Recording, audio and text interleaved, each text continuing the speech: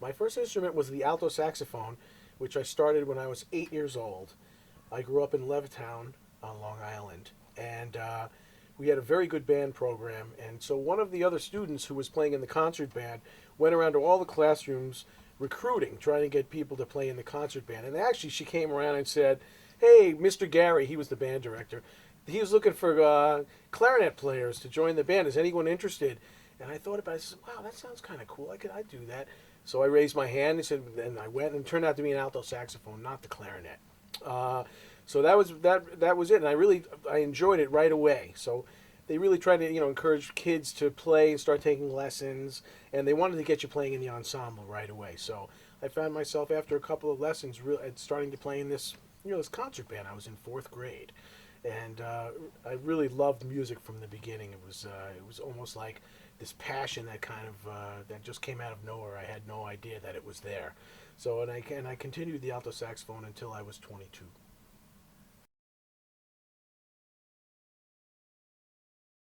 Sure.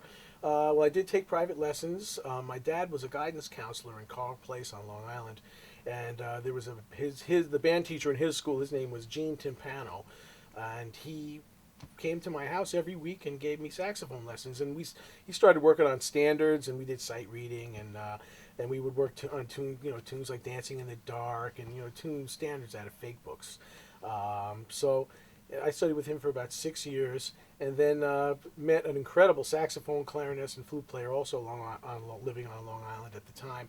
His name was Joe Dixon, who played with Bunny Berrigan and Artie Shaw, and he ran what was called then the Long Island Youth Neophonic Jazz Orchestra, which was a big band for teenagers.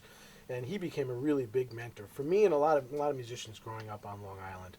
When I was growing up on Long Island in it was the mid '60s, late '60s, there were a lot of incredible musicians. I mean, I grew up with Billy Mitchell lived there, and Dave Burns, and Roy Haynes lived there, and he still lives there. They're really an incredible fountain of incredible teachers and mentors and teachers and musicians. And so Joe Dixon really became a big influence on me, and really taught me a lot about the art of playing lead alto, because I was still playing alto at that time. Lead alto, and I studied clarinet and flute with him as well. So he was really my first main teacher.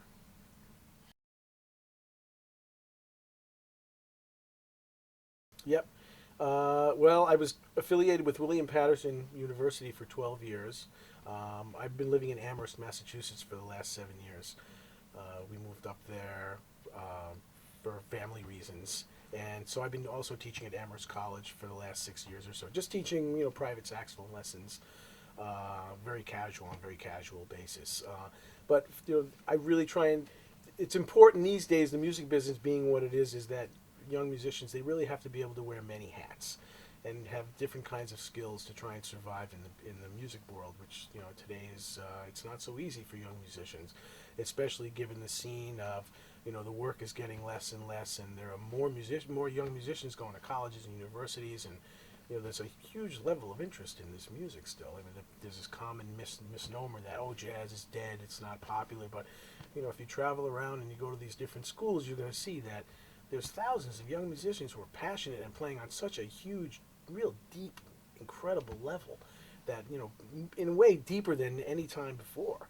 I mean, I don't really know anybody who's not teaching at the moment. And most of the people that I work with are affiliated with some school, whether they're teaching ensembles or teaching lessons. So jazz education is a big thing now, and so I think it's really important to tell my students to not to be the best jazz player you can, but the bottom line at the end of the day is when you graduate, you want to be able to pay your rent and pay your put food on the table and survive as a musician. So it's a bigger picture. It's really becoming as versatile as you can, and learning to do as many things as you possibly can as well as you can.